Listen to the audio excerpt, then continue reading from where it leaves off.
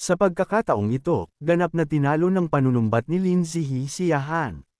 Bumagsak siya sa kanyang mga tuhod sa lupa, ang kanyang mga mata ay nakatitig sa palad ng kanyang nakataas na kanang kamay, ang pakiramdam ng pagiging walang kakayahan ay malinaw na nakikita sa kanyang mukha. Nakita si Ya Chuhan na malungkot na nakaluhod sa sahig ng arena na parang isang hinubere na manok. Nagsimulang bumangon ang mga bulong mula sa stands, ang lakas ng 7th pick ay nakakatakot. Heaven-grade Dharma artifact ba talaga iyon? Sabi ni Sumo Han sa kanyang Shifyu, Senior Martial Sister ay talagang alam kung paano durugan ang espiritu ng isang tao. Hinimas ni Xiaoshuan ang kanyang baba, kontento sa resulta, haha. Hinimas niya ang kanyang baba, nakaramdam ng labis na kasiyahan sa kanyang female disciple, asahan mo nga sa aking munting Shi. Talagang isang tunay na kahalili ng Shifu.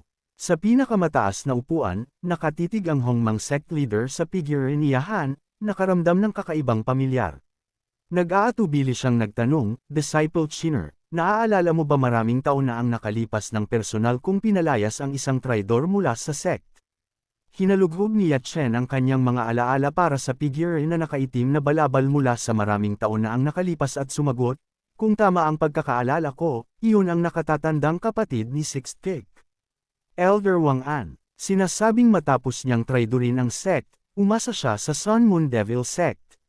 Shifyu, pinaghihinalaan niyo po ba na ang Sixth Pick ay nakikipagsabuatan sa demonic path? Sumulyap siya sa kanyang disciple, ang kanyang boses ay puno ng pagkabahala, sana ay paranoia ko lang ang lahat. Imbestigahan mo ng bahagya si Wang An. Bukod pa rito, pinag-isa ni Yachen ang kanyang mga kamay ng may paggalang bilang tugon, opo. Bago pa man matapos ng matandang sect leader ang kanyang utos, mula sa ibaba ng arena, umalangaw ang isang gang na sinamahan ng isang anunsyo, susunod na laban, random na babunutan, 7th pick versus Main Pick. Si Zhang Hai at ang kanyang disciple ay kusang lumukso sa gulat. Nagkamot ng ulo si Yachen, naguguluhan, Shifu, kaya ako. Ang matandang sect leader ay kailangang isantabi ang kanyang investigasyon sa ngayon at dahan-daang nag-utos, pumunta ka at sagutin ang hamon. Ang sword skills ni Lin Zihi ngayon ay malamang na maihahambing sa maraming elder sa sect. Ang paglaban sa kanya ay makakabuti sa iyo. Tinanggap ni Yachen ang utos ng masunurin, yumuko ng may magkahawak na kamay, opo. Nang ang dalawang swordsman ay nasa arena na, handang lumaban, itinaas ng referee ang kanyang braso at sumigaw, match start. Inilagay ni Lin Zihi ang kanyang mga kamay sa kanyang balakang at unang nagsalita, hindi ko inaasahan na makikilala ko si Senior Brother Ya sa first round. Buong kumpiyansa na hinugot ni Yachen ang espada sa kanyang kamay, sinasabing, huwag kang mag-atubiling gamitin ang lahat ng iyong kakayahan, Junior Martial Sister. Tinakpan ni Lin Zihi ang kanyang bibig at ngumisi ng may kapilyuhan, ganoon ba? Pagkatapos ay patuloy siyang ngumisi ng may kapilyuhan at itinaas ang kanyang kamay, naghahanda upang i-activate ang isang magic treasure. Sa isang kisap mata, sumanggunian siya ng isang tumpok ng mga ultimate weapons, mga espada, mga kalasag, mga palakol, mga martilyo, mga sibat, mga piku, mga kanyan.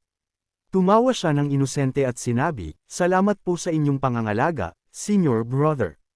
Kung gayon, hindi na po ako magiging magalang. Natakot si Yachen nang makita niya ang tumpok ng mga items, napakarami. Napakaraming Dharma artifacts. Ang lahat sa stands ay nakanganga sa pagkamangha. Ang ilan ay hinawakan pa ang kanilang ulo at sumigaw sa langit, yoink. Si Lin Zihi, na nagpapalamig sa isang kanyan, ay pinag-cross ang kanyang mga braso at parang, handa na ako kapag handa ka na. Sa likod niya, isang buong arsenal ng mga sandata ang nakakarga at handa. Nagbigay siya ng isang mapanganib na ngiti at nag-chip, sige, Senior Brother, simulan na natin itong labanan. Pakiramdam ni Yachen, para siyang isang maliit na suso na kumikapit sa low-grade human-ranked sword na ibinigay sa kanya ng kanyang Shifyu nang sumali siya sa sect, halos ang buo niyang naipon. Hindi siya nakapagsalita, nakaramdam ng labis na awkwardness, at ang kanyang fighting spirit ay nawala na lang.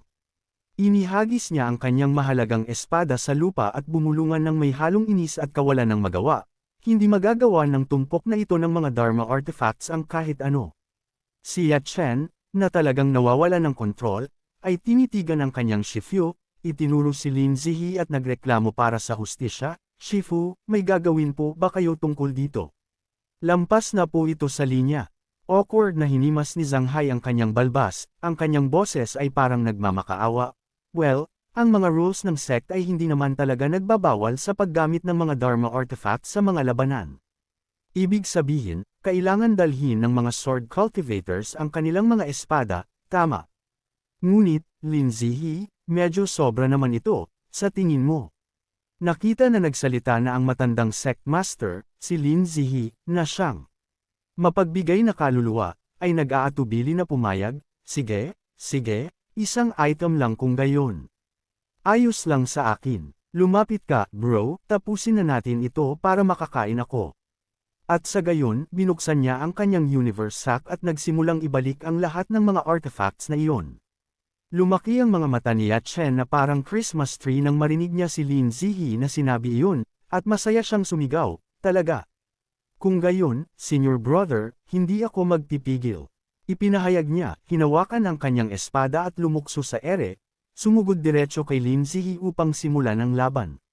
Sa kanyang isip, punong-puno siya ng sigla, iniisip kung isang espada lang, kahit heaven-ranked Dharma artifact pa, hindi ako takot.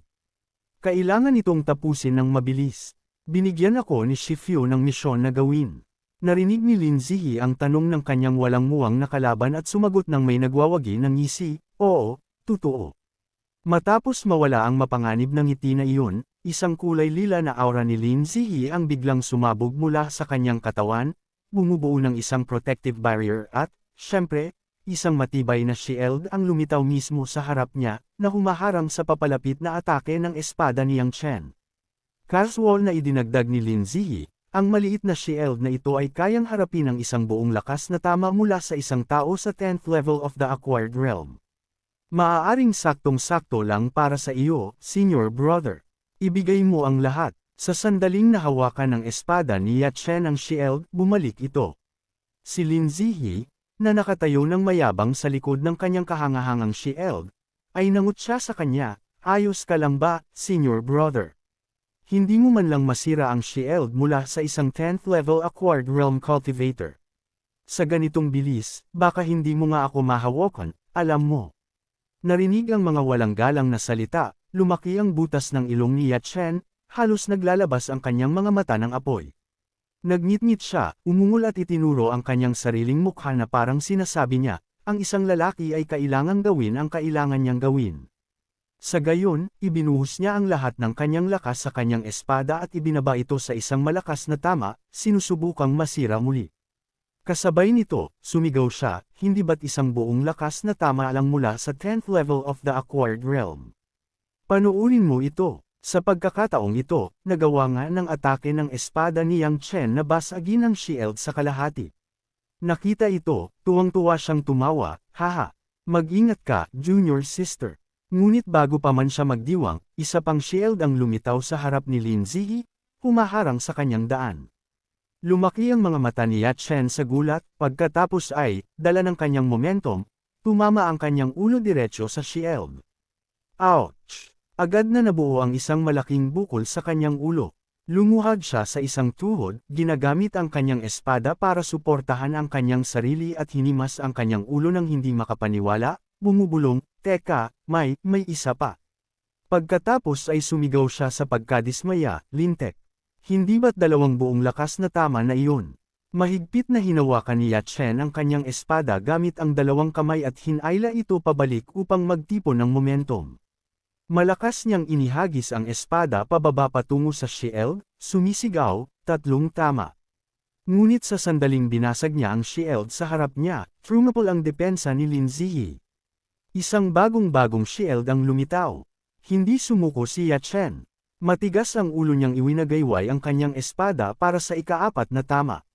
Sa panig ni Lin Zihi, dumami muli ang mga shields, naging 4. Habang nabasag ang isang shield, agad na pumalit ang isa pa. Pagkaraan ng ilang sandali, baliw na ang paghinga ni Chen. Sumandal siya sa kanyang espada, nakalabas ang dila, ang buong katawan niya ay nanginginig at pagod na pagod. Sa likod niya ay isang tumpok ng mga basag na shields, ngunit sa harap niya ay mayroon pa ring 3 pa ang naghihintay. Samantala, sa kabilang banda, ilang shields ang nakatayo ng matayog, nagpoprotekta kay Lin Zihi. Ang dalaga ay nagpapalamig lang sa isang silya, maluwag na umiinom ng milk tea at nagbibilad sa araw. Matapos huminga ng malalim upang makahabol ng hininga, hindi na nakatayo si Ya Chen. Nauuto siya, tapos na ako sa mga salitang iyon. Bumagsak siya, mukha ang unang tumama sa lupa, ganap na pagod. Buhay pa rin siya, ngunit talagang natumble lang. Nakita ito, agad na itinaas ng referee ang kanyang kamay at malakas na inihayag, ipinapahayag ko na ang unang qualifying spot sa round na ito ay napupunta sa 7th room. Masayang lumukso-lukso si Lin Zihi sa arena, yumuyuko sa mga manunood at sinabing may kabab ang loob, "Hi! Hey! Sumusuko po ako! Sumusuko po ako!" Habang pinapanood ang eksena na nagaganap, isang tuliro na disciple sa stands ang nagkomento, "Senior Martial Brother ay talagang napagod sa mga defensive Dharma artifacts ng kalaban." Ang tao sa tabi niya ay sumagot ng may nagpapagaan ng loob, 12-dosenang defensive Dharma artifacts. Talagang binigay ni Senior Martial Brother ang lahat ng kanyang makakaya. Nakita si Lin Zihi na nagwagi, tuwang-tuwa si Xiao Xuan. Nag-high five siya sa kanyang disciple upang ipagdiwang pagkatapos ay sinabing may pagmamalaki. Ang matalino na ito ay puno ng mga tricks. Inaprubahan ito ng master na ito. Lihim na pinanood ng isang lalaki ang kanilang shifu at mga disciples pagkatapos ay pinawisan ng malamig habang nagtatasa, kaya mayroon din palang ganitong uri ng fighting style. Ang foundation ng 7th peak ay talagang nakakatakot. Medyo maingay lang. Matapos umupo si Lin Zihi sa tabi niya, nagsimulang magtanong si Xiao Xuan, "Pero gusto mo bang talunin si Ya Chen? Gusto mo ba siyang talunin ng diretso?" Ipinikit ni Lin Zihi ang kanyang mga mata at ipinaliwanag ng malungkot, "Dati, mas mataas ang kanyang cultivation kaysa sa akin, halos hindi siya karapat-dapat na kalaban. Ngayon, nasa 10th level chi refining lang siya, pero nasa 2nd level foundation establishment na ako.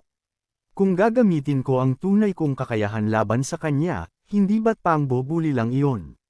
Narinig ni Suhan ang medyo pilit na paliwanag ng kanyang senior martial sister, at buong katapatan niyang sinabi, "Pero ngayon, sinasabi ng lahat na binubuli ni Senior Martial Sister ang mga tao."